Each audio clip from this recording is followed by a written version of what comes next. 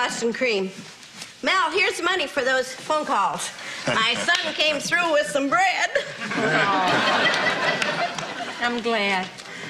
Okay, Mel, let's get with it here. That's 6 pies at $2.50. That's $15. $2.50? Used to cost me $1.50. The price of ingredients just went up, Bob.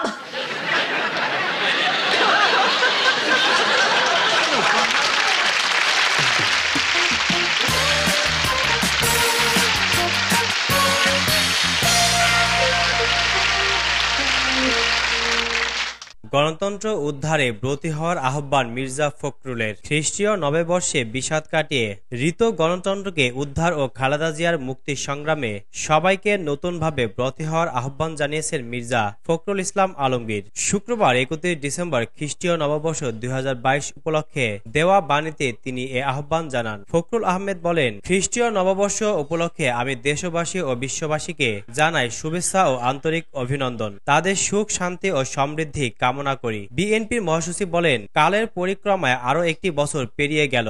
নানা দুর্ঘটনার কালের সাক্ষী হয়ে বছরটি বিদায় নিল।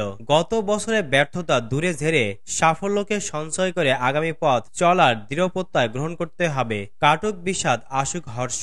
ঋত গণতন্ত্রকে উদ্ধার ও দেশনেত্রী খালেদা জিয়ার মুক্তি সংগ্রামে সবাইকে নতুনভাবে ব্রতী হতে হবে। আমাদের কর্মের নতুন বছরটি যাতে সাফল্য ও সমৃদ্ধির বছরে পরিণত হয় সে লক্ষ্যে সবাইকে এগিয়ে যেতে হবে। তিনি বলেন, নতুন বছরে সবার জীবনে বয়ে আনুক অনাবিল সুখ ও শান্তি। বাংলাদেশ সহ সারা বিশ্বে প্রবাহিত হোক শান্তির অমীয় ধারা। দূর হয়ে যাক সব অন্যায়, উৎপীড়ন, নির্যাতন। বন্ধ হোক হত্যা, গুম, খুন, যুদ্ধ, বিগ্রহ ও অমানবিক সহ সব ধরনের দমনমূলক নৃশংসতা।